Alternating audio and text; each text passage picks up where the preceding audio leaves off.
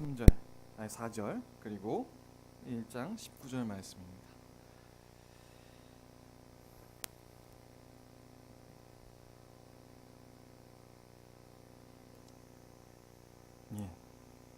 읽도록 하겠습니다.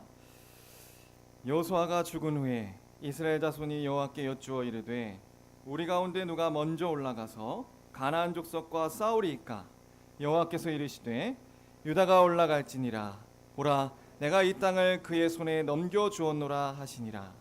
유다가 그의 형제 시몬에게 이르되 내가 제비 뽑아 얻은 땅에 나와 함께 올라가서 가나안 족속과 싸우자. 그리하면 나도 내가 제비 뽑아 얻은 땅에 함께 가리라 하니 이에 시므온이 그와 함께 가니라. 유다가 올라가매 여호와께서 가나안 족속과 브리스 족속을 그들의 손에 넘겨주시니 그들이 베색에서 10,000명을 죽이고 제가 그냥 4절까지를 끊었습니다. 자, 그리고 19절입니다. 19절도 다시 읽어보겠습니다. 시작. 여호와께서 유다와 함께 계셨으므로 그가 산지 주민을 쫓아내었으나 골짜기의 주민들은 철병거가 있으므로 그들을 쫓아내지 못하였으며. 기도하시겠습니다. 하나님 아버지 감사합니다. 아버지 하나님 정말 너무나도 부족하고 하나님 자격 없으나 예수 그리스도의 보혈로 하나님 이 자리에 당당히 말씀을 선포할 수 있도록 서게 하심을 감사합니다. 아버지 하나님 저희들이 구원받았다 하나 아버지 여전히 하나님 죄로 넘어지고 하나님의 뜻이 어디 있는지 찾아가기가 참 쉽지 않습니다. 아버지 주님의 긍휼이 없이는 우리가 하나님 앞에 살아갈 수조차 없는 존재임을 아버지 날마다 더욱더 깊이 알아가게 하여 주시옵소서. 하나님 오늘 선포되는 이 말씀을 통해 우리가 다시 한번 하나님의 은혜와 우리의 존재를 하나님 그 은혜로 말미암아 더욱더 깨닫는 시간 될 수 있도록 하나님 함께 하시고 인도하여 주시옵소서. 감사하오며 예수 그리스도의 이름으로 기도 올리옵나이다. 오늘 지금은 전투 중이다 라고 제가 제목을 정했는데요. 아까 생각을 해보니까 그것보다 물음표로 끝내는 게 나을 것 같습니다. 이렇게 끝내겠어요. 전투 중이십니까? 혹은 전쟁 중이십니까? 그게 오늘의 설교에 더 합당한 제목이라고 생각이 됩니다.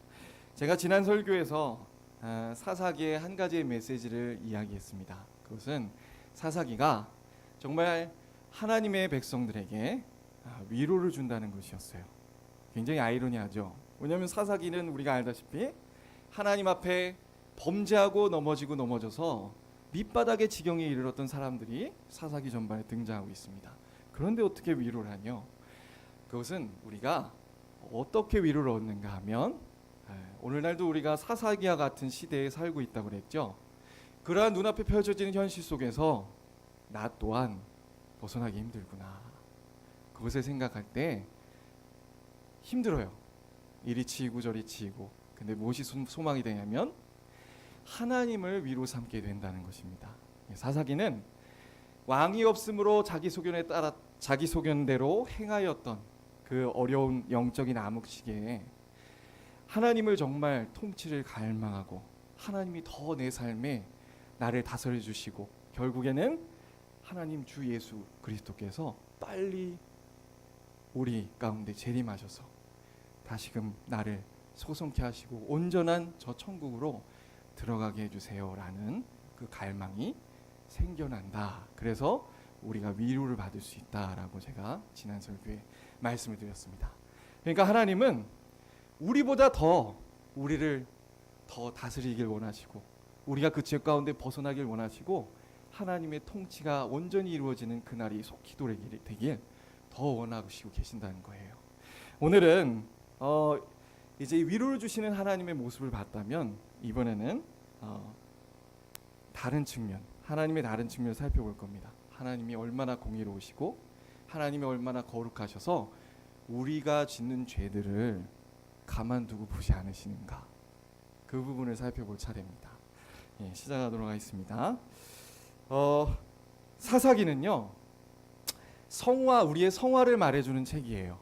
무슨 얘기냐면 여호수아서는요 우리의 친일을 말해주는 책입니다. 자, 똑같이 지금 사사 시대지만 전쟁이 끝나지 않았어요. 여호수아 때로부터 시작했던 가나안 땅의 정복 전쟁이 지금도 진행되고 있고 미완성입니다. 그런데 동일하지가 않아요. 국면이 바뀌었습니다. 여호수아가 죽은 후로 어떻게 바뀌었냐면 여호수아 때의 전쟁은요, 이미 그 이스라엘 백성들이 하나님의 명령에 따라 가나안 땅을 들어가서 그 가나안 족속들의 그런 권세, 세력들을 꺾어놨습니다. 주요 요충지들을 다 가서 점령했고요. 그리고 그 가나안 족속들의 연합 지파들을 다 전쟁에서 이겨서 승리했어요. 하나님께서 주신 전쟁의 승리죠. 그러나 여전히 아직 그 전쟁은 끝나지 않았다는 거예요. 어떻게 끝나지 않았냐? 이제 하나님께서는 이스라엘 백성들에게 명하시죠. 여호수아가 어디까지 얘기하냐면 이제 그 권세들을 꺾어놓고 이미 그들이 이스라엘 백성들의 승리로 말미암아 간담이 녹았어요. 아, 하나님이 그들과 함께 하시는구나. 이게 10장에 나오는 그 사람들의 고백이었습니다. 이미 게임은 승리한 거예요. 이미 승리했습니다. 그러고서 여호수아가 이스라엘 백성들에게 이제는 하나님이 명하신 그 지경 구석구석까지 함께 전쟁하는 것이 아니라요, 지파별로 가서 정착하고 살아야 된다를 명하십니다. 그러기 위해서는 어떻게 해야 되죠? 구석구석까지 가서 직접 그 거민들을 다 쫓아내고요, 거기에 거주해야 되기까지 이르러야 된다는 거예요. 그게 바로 사사기입니다. 그러니까 여호수아 때는 주로 군대들과 싸웠죠. 어느 평지나 산이나 이런 데에서 군대들하고 싸운 거예요. 그리고 왕들의 목을 친 겁니다. 그런데 이제 사사기 때는 아직 치지 못한 군대와 왕도 있지만 그건 소수고요. 다수는 실제 그 족속들이 살고 있던 지역에 직접 가서 그 주민들을 쫓아내는 경우가 굉장히 많았습니다. 네, 지금 그런 국면의 전환을 얘기하고 있어요. 이걸 우리에게 어떻게 적용시킬 수 있는가? 우리는 이미 예수 그리스도로 말미암아 구원을 얻었습니다. 아멘. 하나님 앞에 의롭다 선언 받았어요. 누구의 공로죠? 예수 그리스도의 십자가 부활의 공로입니다. 그 공로로 우리는 이미 구원을 받았고 우리가 하나님을 믿는 사람들이 되었습니다. 그러면 우리의 삶이 끝났나요? 아니죠. 우리는 여전히 이 땅 가운데 발붙이면서 살아가고 있고요. 그런데 구원받았지만 여전히 세상에서 세상과 싸워야 되고 또 내 안에 있는 남아있는 죄들과 싸워야 되는 거예요. 그게 바로 사사기의 내용인 거죠. 그래서 사사기에서 주는 메시지는 성호의 삶을 살아내야 된다라는 것을 얘기하고 있어요. 아직 전쟁은 끝나지 않았습니다. 우리는 이미 구원받았지만 저 영원한 천국에 들어가기까지 여전히 고군분투하면서 우리의 책임을 다해가야 돼요. 네. 그러한 과제가 사사기의 그 이스라엘 백성들에게도 놓였고 우리에게도 여전히 오늘날 사는 우리에게도 놓여 있습니다. 비록 사사기에 살아가는 이스라엘 백성들이 실패에 실패를 거듭했죠. 회복하기 어려운 지경까지 이르렀습니다.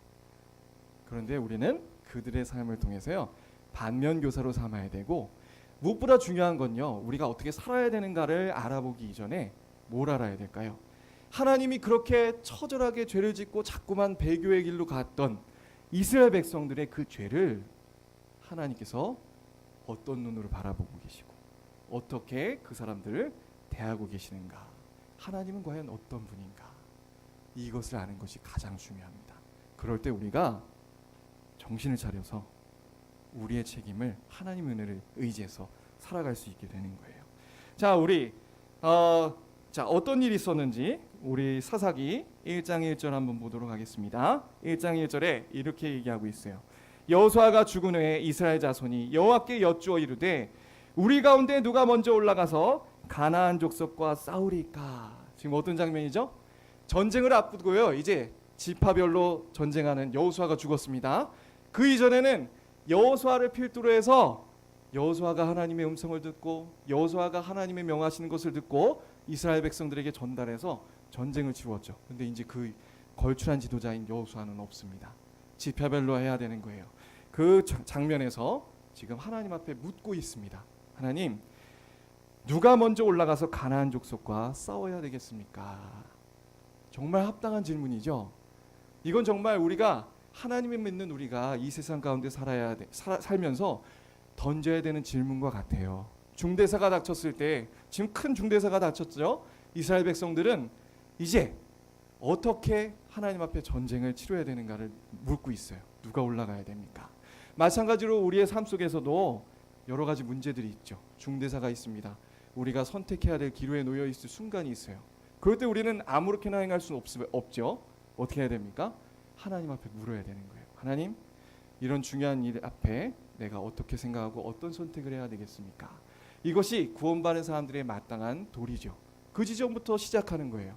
지금 보니까 이 사사의 대표들이 모여서 질문을 던진 것인데 참으로 옳은 질문이었습니다. 그리고 이 질문은 하나님의 말씀을 알고 그 말씀에 의거해서 하는 질문이었어요.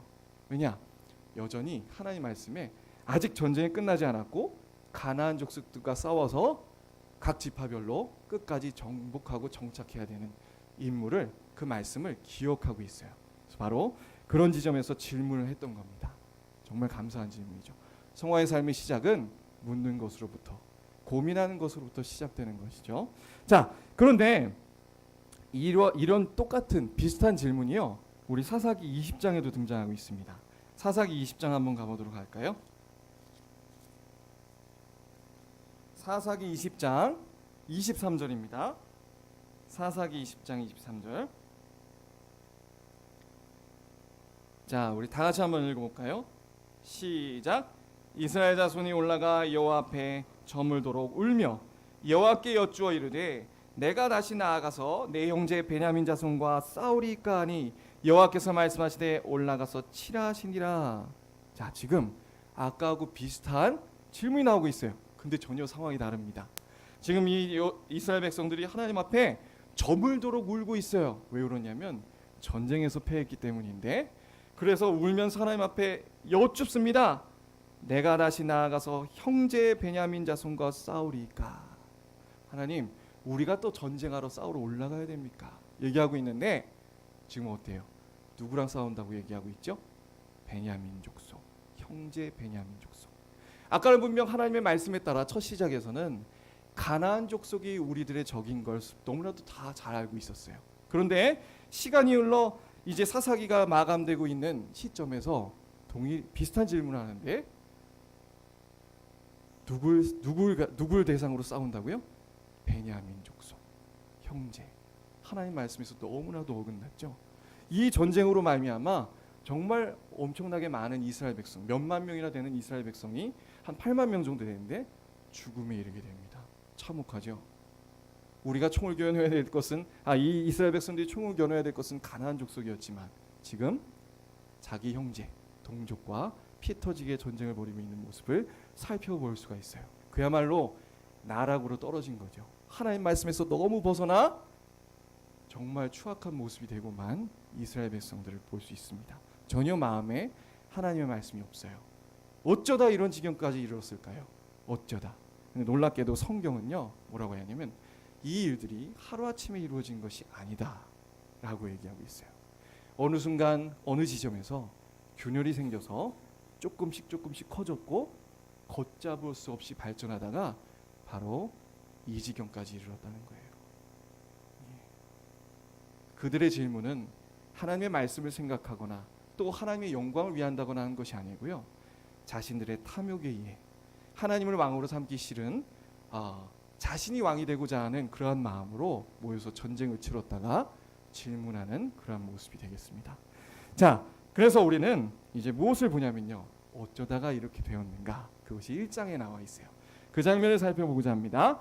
자, 이제 이스라엘 백성들이 하나님 앞에 질문을 던졌어요. 그리고 하나님께서는 답을 주십니다. 그게 3절 2절인데 여호와께서 이르시되 유다가 올라갈지니라. 보라, 내가 이 땅을 그의 손에 넘겨주었노라 하시니라. 누구 보고 올라가라고요? 유다 보고 올라가라고 했어요. 유다 개인이 아니고 유다 지파 보고 올라가라고 한 거죠. 그래서 이 말씀에 따라 이 이스라엘 백성들은 더 마음에 큰 힘을 얻어서 전쟁을 시작하게 됩니다. 그런데 어떻게 전쟁하냐면 승승장구, 연승을 하게 돼요. 자, 한번 볼까요? 4절입니다. 유다가 올라가매 여호와께서 가나안 족속과 브리스 족속을 그들의 손에 넘겨주시니 그들이 베색에서 10,000명을 죽이고. 하나님께서 약속처럼 가나안 족속과 브리스 족속을 유다에게 넘겨주셨어요. 그래서 배색에서 10,000명을 멸하게 됩니다. 그리고 옛적에 그 주변에 70여 명의 왕들을 쳐서 승리했던 유명한 왕이 있었어요. 아도니 배색인데 그 배색과도 싸워서 이기게 되고요. 자, 그리고 또 볼까요? 8절입니다. 8절에는 유다 자손이 예루살렘을 쳐서 점령하고 있습니다. 그리고 또 11절 볼까요? 또 녹을 치나요? 드빌의 주민을 쳤다. 이것이 이어져서 우리 18절 한번 보세요. 유다가 또 가사 및 그 지역과 아스글론 및 그 지역과 에그론 및 지역을 점령하였고, 지금 어떠한 장면입니까? 하나님께서 주신 약속에 따라 이 사람들이 순종해서 유다가 지파가 올라갔더니 승리하였더라. 계속 승리했고 쫓아냈고 그러한 장면이 이어지고 있죠. 그런데 자, 19절 한번 보세요. 19절에 완전히 상황이 바뀌는 장면이 시작됩니다. 19절 같이 읽어볼까요? 시작. 여호와께서 유다와 함께 계셨으므로 그가 산지 주민을 쫓아내었으나 골짜기의 주민들은 철병거가 있으므로 그들을 쫓아내지 못하였으며. 이상한 표현이 등장하기 시작했어요. 뭐라고 하냐면 여호와께서 유다와 함께 계셨는데요,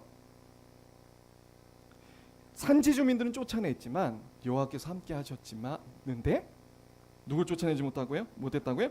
골짜기의 주민들은 쫓아내지 못하였더라라는 말이 등장하기 시작합니다. 표현이 되게 이상하잖아요. 하나님이 함께 하신다면 우리 생각엔 당연히 승리할 것 같죠. 승리하고 이겨야 될 것 같지만 지금 여기 19절에 표현하기를 뭐라고 하냐면 하나님이 함께 하셨는데 쫓아내지 못했더라. 쫓아내지 못했더라. 그런 표현을 쓰고 있는 거예요. 굉장히 이상하죠. 지금 영적으로 하나님 앞에 이스라엘 백성들이 균열을 일으키고 있는 장면입니다. 그리고 자, 그 이후로요, 그 아래부터는 계속해서 이런 모습들이 반복돼요. 그 전에는 쫓아냈다, 승리했다 그런 것으로 윗부분이 된다면 이제 아랫부분에는 반대로 쫓아내지 못했더라. 한번 볼까요? 우리 22절입니다. 이제 요셉 가문도 베델을 치러 올라가니 여호와께서 그와 함께 하시니라. 요셉 가문도 하나님의 말씀에 따라 이제 자신의 지경을 찾으러 쳐들어가요. 그걸 하나님이 함께 하셨다고 얘기하고 있습니다. 근데 그 아래 내용은 이상합니다. 그들이 베델에 갔는데요, 요셉 가문은 므낫세와 에브라임 지파가 다 포함된 거죠. 베델에 정탐하러 갔는데 한 어떤 사람이 나오는 거예요. 그 사람한테 뭐라고 하냐면, 야, 이 성으로 들어가는 문이 어디 있냐? 네가 그걸 알려주고 열어주면 나중에 그 성을 쳤을 때 내가 선대하겠다 얘기하는 겁니다. 이 모습 어떠세요? 하나님의 말씀을 어기고 있는 장면이에요. 하나님은 분명 가나안 족속을 다 쫓아내라고 그랬어요. 한 명도 빠짐없이 쫓아내라고 했어요. 아니, 이거 라합의 그 장면하고 비슷하지 않나요? 아니에요. 라합 때는요, 라합이 직접 가서 얘기했어요. 너희들의 그 승전보를 들으니까 상천하지 하나님 같은 분이 없다. 내가 살려면 너희들 편에 붙어야 되겠다. 직접 고백했다고요. 그러나 지금 이 장면에서는 그 사람이 왔을 때 누가 먼저, 이스라엘 백성, 요셉 지파 중에 누군가가 먼저 대표들이 그 사람한테 제안하는 장면을 볼 수 있죠. 타협하고 있어요. 하나의 말씀을 잊어버리고. 자, 그리고 나서 그 후로 정확하게 이렇게 얘기됩니다. 26절 보세요. 그래서 어떻게 되냐면 그 사람이 이제 건짐을 받았죠. 그러고 나서 어떻게 하냐면 헷 사람들의 땅에 가서 본인이 성읍을 건축하고 따로 살게 돼요. 있을 수 없는 일이 벌어지고 있습니다. 자, 그리고 27절 므낫세가 이제 어떻게 되냐면 하반부에 무깃도와 그에 딸린 마을들의 주민들을 쫓아내지 못하며, 또 29절 에브라임 지파도 갔는데 게셀에 거주하는 가나안 족속을 쫓아내지 못하며, 스불론도 쫓아내지 못하며, 아셀도 쫓아내지 못하며. 자, 어떻습니까?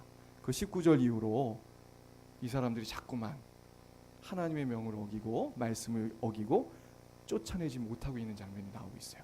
그러다가 우리 34절 한번 볼까요? 34절 다 같이 읽어보겠습니다. 시작. 아모리 족속이 단 자손을 산지로 몰아놓고 골짜기에 내려오기를 용납하지 아니하였으며. 지금까지는 그래도 전쟁의 주도권은 누구한테 있었어요? 이스라엘들이 그래도 이기는 모습이었습니다. 그런데 34절에 가서는 완전 바뀌죠. 아모리 족속이 오히려 단 자손을 쫓아버리는 거예요. 어디로? 산지로.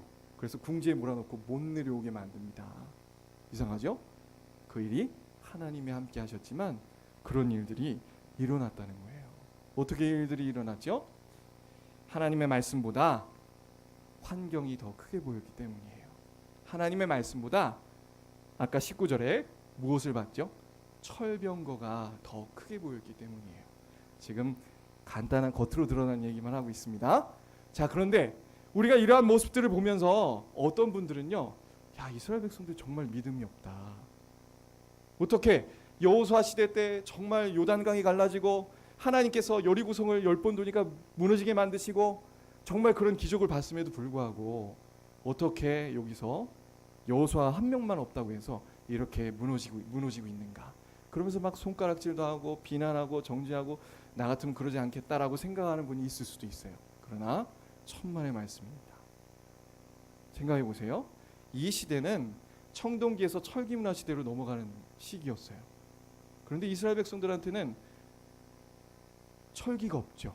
철 무기가 없습니다. 왜요? 그들은 유목민이었거든요. 유목민. 광야에서 떠돌아다녔던 유목민들이었어요. 그래서 그런 최신식의 철, 칼도 제대로 있었겠습니까? 그런데 심지어 이 사람들은 철 병거를 가지고 있는 거예요. 그리고 제가 군대에 있을 때 들은 내용인데 공격하는 사람들이 승리하려면요, 그 병력이 몇 배가 있어야 가능성이 있는 줄 아십니까? 3배예요. 3배. 그 방어하는 사람들보다 3배가 더 있어야 승리하는 거예요. 그런데 사실 이스라엘 백성들은 그만큼 수가 되지 않죠. 그러니까 객관적으로 봤을 때요, 이거는 지는 전쟁입니다. 지는 전쟁이에요.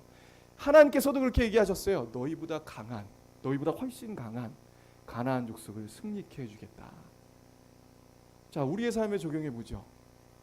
우리도 사실 이스라엘 백성들과 똑같지 않습니까? 자꾸만 우리의 삶 속에서 먹고 사는 문제로 넘어지고, 자꾸만 우리의 삶 속에서 내가 자꾸 연약하고 넘어지는 죄들이 있잖아요. 똑같은 거예요. 똑같은 거.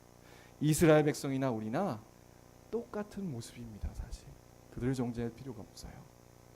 자, 그런데 중요한 건 성경에서는 그렇다고 하나님께서 봐주는가? 그렇다고 봐주냔 말이에요. 아니라는 거예요. 아니라는 거. 하나님은 뭐라고 하시냐? 이 이스라엘 백성들의 그러한 모습들, 자꾸만 조금씩 양보해서 세상과 타협하고 죄로 넘어지는 그 이스라엘의 그 모습들을 보면서 너희들 나의 말씀을 어겼구나. 절대 그래서는 안 된다. 응? 너희들의 판단은 너희 나름대로의 기준을 정한 것이지, 믿음 없는 모습이지 절대 그러면 안 된다라고 하시는 말씀이 하나님의 말씀이에요. 하나님의 말씀. 하나님이란 분은 호락호락하신 분이 아닙니다. 하나님께서 우리에게 명하시는 건요, 내가 요구하는 수준이 어디까지인지를 명확히 마음에 새기라는 거예요. 마치 예수님께서 12제자를 택하고 나시고 이 제자들을 어디 가운데로 부르시는 거죠? 산상수훈의 그 말씀대로 살도록 부르시는 거예요. 산상수훈의 말씀의 기준이 얼마나 높습니까? 살인하지 말라. 그 당시 있었던 이스라엘 백성들은 겉으로 드러나는 살인, 또 겉으로 행하는 간음, 이런 것만 죄라고 생각했죠. 하지만 하나님께서는 시기하는 것, 질투하는 것에서부터 살인이고, 또 마음으로부터 남자가 음욕을 품으면 간음하는 것이고, 그래서 그런 사람들 다 지옥에 가는 것이다. 모든 것이 다 하나님 앞에 죄다라고 얘기하고 있죠. 하나님의 수준은 정말 그 정도입니다. 자, 그런데 이제 그래서 우리는 어떻게 외쳤어야 되냐면, 사실 사사기의 이 장면에서 철병거를 보고 많은 사람들이 수군결했겠죠. 야, 이거 도저히 우리가 정복할 수 없겠다. 하나님이 함께 하시지만 우리는 제대로 된 칼도 없는데 어떻게 이길 수 있겠나. 그랬을 때 어떻게 얘기했습니까? 이렇게 외쳤어야죠. 우리가 언제 이런 조건 보고 전쟁을 했습니까? 모든 승패는 사실 하나님 앞에 달린 것이 아닙니까? 하나님 믿고 우리가 여호수아와 더불어 함께 전쟁해서 승리하지 않았습니까? 그렇게 대답했어야 됐죠. 자, 이제 한 단계 더 나아가겠습니다. 자, 그런데 어디서부터 이런 균열이 또 생겼을까요? 과연 이 19절부터일까요? 철병거를 보자 그 환경이 더 커져서 하나님의 말씀이 흐리해지고 하나님의 말씀이 머릿속에서 잊혀지고 그때부터가 시작됐을까요? 하지만 오늘 성경은 아니라고 얘기합니다. 우리 3절 한번 볼까요? 3절입니다. 다 같이 한번 읽어보겠어요. 시작. 유다가 이르되 내가 제비 뽑아 얻은 땅에 나와 함께 올라가서 가나안 족속과 싸우자. 그리하면 나도 내 제비를 뽑아 얻은 땅에 함께하리라 하니 이에 시므온이 그와 함께 가니라. 성경은요 정확히 이 지점부터 이스라엘 민족이 점점 변하고 있다고 얘기하고 있어요. 왜죠? 눈치채신 분이 있겠지만 하나님께 이스라엘 백성들이 질문했어요. 누가 가나안 족속과 싸우러 먼저 올라갑니까? 그럴 때 하나님의 말씀은 뭐였죠? 유다다. 유다 지파라는 거예요. 그런데 지금 유다 지파가 어떻게 하는 겁니까? 자기들만 올라가지 않았어요. 나름의 판단을 한 것이죠. 하나님이 요구하시는 수준은 이 정도예요. 아마 이렇게 생각했겠죠. 우리가 정말 하나님께서 지파별로 다 정복하라고 했으니까 우리끼리 올라가는 것보다 시므온과 같이 협곡에서 싸우면 더 좋겠지. 그리고 나중에 시므온도 정복할 때 우리도 도와주면 더 쉽게 이기겠지 라고 나름 판단했을 거예요. 하지만 하나님이 보시기에는 그것이 아니라는 거예요. 하나님의 말씀대로 정확하게 하나님은 그들이 질문했을 때 유다 지파가 올라가라고 하셨어요. 참 이런 일들이 우리의 삶 속에 너무나도 많이 진행되고 있음을 봅니다. 우리가 하나님의 말씀을요 너무 마음에 가벼이 여길 때가 많은 것 같아요. 왜 이런 일들이 일어나는지 아십니까? 그 의미를요 하나님이 왜 유다 지파만 올라가라고 했고 왜 하나님이 가나안 족속 지파를 그 구석구석으로부터 다 한 명도 빠짐없이 몰아내려고 했는가? 그 의미를 곱씹고 묵상하고 고민하고 생각해보지 않았기 때문에 점점 이런 일들이 발생하는 겁니다. 하나 예를 들어보죠. 10계명 중에 이건 저의 고백입니다. 제가 신앙생활을 해오면서 10계명을 공부하기 시작했어요. 제가 재작년에 10계명 강의를 제가 맡았던 중고등부에 있으면서 했는데 4계명이 너무 마음에 걸리는 거예요. 4계명이 뭐죠? 안식일을 기억하여 거룩히 지키라. 4계명. 근데 제가 웨스트민스터 신앙고백서 하이델베르크를 다 뒤져봤습니다. 근데 수준이 너무 높아요. 수준이 너무 높습니다. 우리에게 요구하는 수준이 너무나 높은 거예요. 그래서 가르칠 때 그거 제가 쉽게 가르치지 못했어요. 왜냐하면 제가 이대로 살지 못할 뿐만 아니라 꼭 이렇게까지 해야 되나? 꼭 이렇게까지 해야 되나? 그런 생각이 너무 드는 거예요. 어떤 내용들이 있었냐면 그 하루를 온전히 하나님 앞에 공적인 예배를 드리고 난 후에도 개인적인 예배를 하나님 앞에 드려야 된다. 그게 하루에 아무 일도 하지 말라라는 그것을 그렇게 적용하고 있어요. 그러면서 무엇을 생각하는 것이죠? 하나님이 창조해 주신 우리의 은혜, 또 하나님이 구원해 주신 우리의 은혜를 깊이 묵상해야 된다. 그래서 그것을 위해 너무 옛날 사람이라 그런가? 저도 아직 확실히 못하겠어요. 그러나 중요한 것은 고민하기 시작했어요. 제가. 그래서 이를 위해 뭘 하냐면 TV 보지 말고, 오늘날로 얘기하면 TV 보지 말고 이런 것까지 요구하는 거예요. 이런 것까지. 그 말씀을 그렇게 풀어내고 있더라고요. 그리고 하나님께서 무엇보다 강조하는 건 그거였어요. 기억하라. 뭐라고요? 기억하라고 하는 거예요. 왜 기억하라고 명령하셨을까요? 우린 너무나도 그 말씀을 자주 이 땅에 살면서 잊어먹는 거예요. 왜?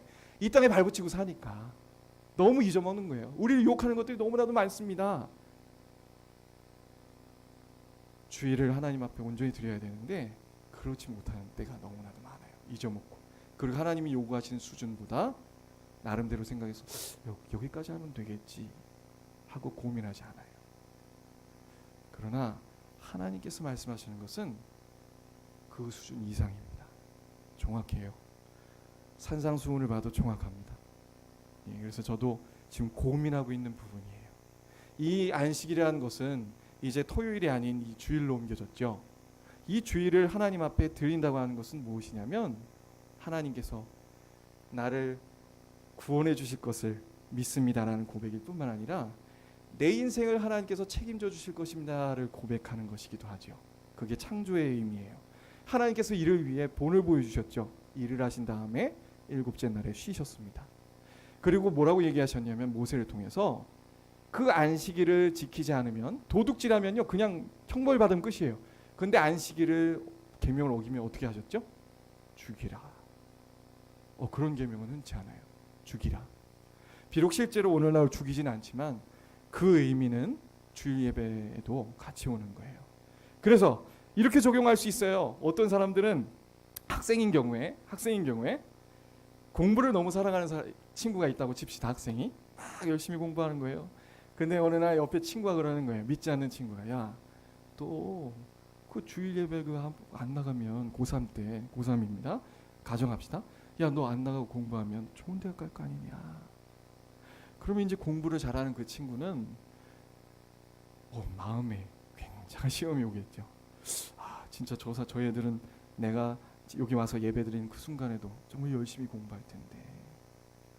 또 장사하는 사람들도 그렇죠. 야, 정말 밖에 나가니까 주일엔 쉽니다. 이런 분들 참 훌륭하신 분들 같아요. 장사하는 사람들도 주일에 장사를 하면 돈이 굉장히 많이 벌리죠. 그게 막 하루에 막 뭐 한 1,000만 원이 왔다 갔다 한다고 칩시다. 야, 근데 그 주일 하루를 쉰다는 건 정말 대단한 믿음이죠. 이것이 무슨 율법이 되어서 정말 그렇게 못하면 그 사람은 믿음 없는 사람이고 그렇게 하는 사람은 믿음이 있는 사람이고 그것을 얘기하는 것이 아닙니다. 제가 지금 말씀드리고자 하는 요지는 고민하고 싸워야 된다는 거예요. 지금의 수준에 안주하지 말고 고민하고 싸워야 된다는 얘기입니다. 고민하고 싸워야 된다. 하나님께서 오늘 정확히 우리에게 말씀하시는 것은 그 수준까지 요구하고 계세요. 우리는 어떤 존재냐면요, 우리가 얼마나 하나님 앞에 지금 이 순간도 생각으로, 감정으로, 행동으로 죄짓고 있는지 모르는 존재죠. 우리 목사님이 아까 그 말씀하시면서 하나님의 진노하심이 우린 다가오지 않는 죄인들입니다. 그런데 우리가 그 죄를 깨닫고 이 성화의 길을 걸어갈 싸울 수 있는 것은 무엇 때문이죠? 이스라엘이 잘나서가 아니에요. 이스라엘은 이대로 가만히 놔두면 결국에 멸망당하고 맙니다. 그게 진실이에요. 그대로 이대로 놔두면 이스라엘 백성들은요 멸망당하고 말아요. 그러나 하나님이 언약하신 언약의 백성들은요 하나님이 그들을 가만두시지 않겠다라고 얘기하세요. 그거는 한편으로는 경고하고 계시지만요 그 이면은 사랑이 있는 거예요. 우리 2장 한번 가볼까요? 우리 2장 한번 가보겠습니다. 자, 이스라엘 백성들이 1장 앞까지 봤을 때 점점 자신의 수준을 낮추고 자신의 의미로 판단해서 하나님의 말씀이 마음으로부터 걷어져서 점점 양보하는 모습을 봤어요. 그러나 그들은 자신들의 죄를 깨닫지 못하시죠. 그래서 하나님이 개입하시기 시작합니다. 우리 2장 1절이에요. 다 같이 한번 읽어볼까요? 시작. 여호와의 사자가 길갈에서부터 복임으로 올라와 말하되 내가 너희를 애굽에서 올라오게 하여 내가 너희의 조상들에게 맹세한 땅으로 들어가게 하였으니 또 내가 이르기를 내가 너희와 함께한 언약을 영원히 어기지 아니하리니. 지금 누가 이스라엘 백성들에게 올라오셨습니까? 여호와의 사자. 여호와의 사자는 구약에서 예수 그리스도를 말하고 있어요. 예수 그리스도께서 그 엇나가는 이스라엘 백성들을 가슴 아파하시면서 지금 이스라엘 백성들에게 와서 얘기하시는 장면이에요. 뭐라고 얘기하나 볼까요? 2절에 보니까 너희는 이 땅의 주민과 언약을 맺지 말며 그들의 제단을 헐라하였거늘 너희가 내 목소리를 듣지 아니하였으니 어찌하여 그리하였느냐. 그러므로 내가 또 말하기를 내가 그들을 너희 앞에 쫓아내지 아니하리니 그들이 너희 옆구리에 가시가 될 것이며 그들의 신들이 너희에게 올무가 되리라 하였노라. 여호와의 사자가 이스라엘 모든 자손에게 이 말씀을 이르매 백성이 소리 높여 운지라. 그러므로 그곳을 이름하여 복임이라 하고 그들이 거기서 여호와께 제사를 드렸더라. 여호와의 사자가 이스라엘 백성들에게 직접 오시지 않았다면 그들은 영원히 하나님으로부터 떠나게 되는 겁니다. 구원받은 사람도 마찬가지예요. 하나님이 은혜로 붙들지 않으시면 우리는 천국에 갈 수 없는 존재들입니다. 그리고 또 한 가지, 하나님은요 우리의 죄를 그냥 두고 보시지 않으세요. 3절이죠. 너희 앞에 쫓아내지 아니하리니 너희 옆구리에 가시가 될 것이며 그들의 신들이 너희에게 올무가 되리라 징계하시는 거예요. 이 징계는 매를 때리시는 거죠. 정신 차리라고. 그래서 우리가 지금 하나님의 말씀을 살펴보았습니다. 이 사사기는요 정확히 우리의 주어진 성호의 삶을 살아내라 우리에게 요구하고 있어요. 근데 그 수준은 굉장히 높습니다. 무엇을 말하고 있나요? 안주하지 말라는 거예요. 정신 차리라는 거예요. 그런데 우리가 아무리 네 하나님 정신 차리겠습니다, 네 그렇게 살겠습니다, 기도도 시간하고 예배, 새벽 예배, 무슨 뭐 수요 예배 다 드리고 정말 하나님의 뜻대로 뭐 옆에 입사람 도와주는 열심이 있을지라도 그래서 되는 게 아니죠. 무엇 때문에 우리가 그렇게 살아갈 수 있게 되는 겁니까? 예수 그리스도의 은혜입니다. 하나님의 은혜예요. 정말 이 수준 앞에 우리가 싸울 때요, 야 이거 진짜 하나님의 은혜가 아니면 난 죽는구나. 아 진짜 하나님의 은혜가 아니면 나는 어느새 사단마귀의 유혹에 넘어가서 또 죄짓고 넘어지는구나. 하나님이 기뻐하지 않는 삶을 그 순간 살아가게 되는구나. 절실히 느끼게 되는 거예요. 싸움이 없으면 그 은혜를 더 깊이 느낄 수 없습니다. 하나님인 그러한 성화의 수준의 자리로 우리를 지금 오라고 손짓하고 계세요. 정확합니다. 그래서 우리 하나님의 은혜로 말미암아 이거 마음이 무거우신 것 같은데 저도 되게 마음이 무거워요. 이 한 가지 말씀을 드려야 될 것 같아요. 저도 이제 공부하고 있는 중이에요. 그래서 공부할 때마다 느끼는 게 뭐냐면 제가 심각해지는 거예요. 제가 왜냐? 제가 지금 뭐 물론 초등부 아이들 공과도 하고 있고 청년부도 같이 목사님하고 이렇게 보고 있긴 하지만 제가 지금 주로 보는 건 우리 중고등부 학생들입니다. 이전에는 제가 이런 정도까지 사실 성경 말씀을 보지 않았어요. 근데 성경 말씀을 계속 보다 보니까 걱정이 되더라고요. 이 아이들은 곧 있으면 이제 대학을 가게 되는데 대학에 가면 더 큰 유혹들에 노출이 되게 됩니다.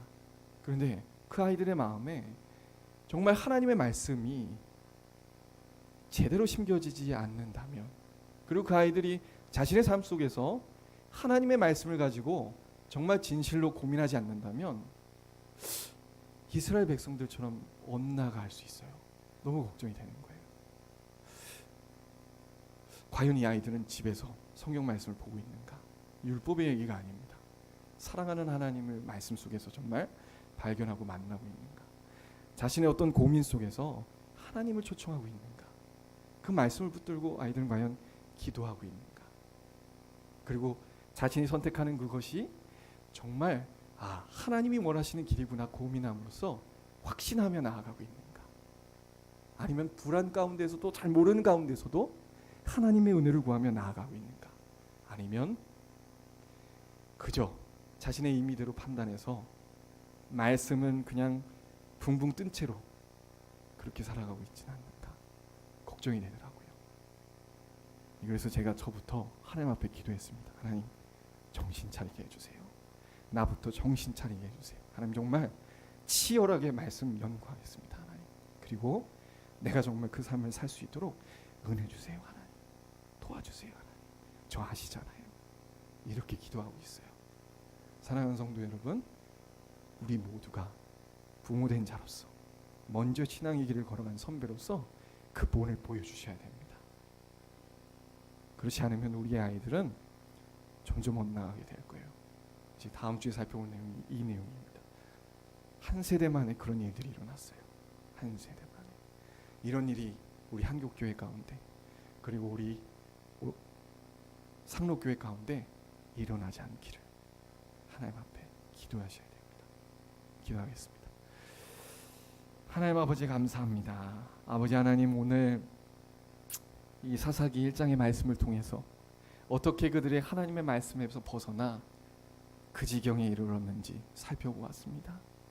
하나님, 무엇보다도 하나님은 이러한 이스라엘 모습들 점점 하나님을 배반하고 점점 영적인 균열이 생겨서 말씀대로 살아가지 아니하는 그들의 모습을 보고 한탄하시고 그들을 다시금 하나님의 말씀의 수준 앞에 끄집어 오신 하나님의 은혜를 보았습니다.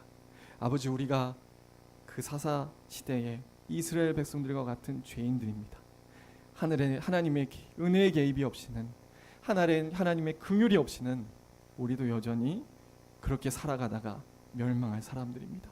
주여, 저희들을 긍휼히 여겨주시고 이 자리에 있는 말씀을 듣는 우리부터가 하나님의 은혜를 의지함으로 말씀으로 살아가는 믿음의 용사들이 되게 하여 주시옵소서. 하나님, 지금 이 순간도 전쟁이 끝나지 않았음을 잊지 않게 하시고 정말 믿음의 주요 온전케 하신 이신 예수 그리스도를 바라보며 피 흘리기까지 이 싸움을, 믿음의 싸움을 싸워가는 저희가 될 수 있도록 하나님 은혜 베풀어 주시옵소서. 감사하며 예수 그리스도의 이름으로 기도 올리옵나이다. 아멘. 자, 우리 찬양하시겠습니다.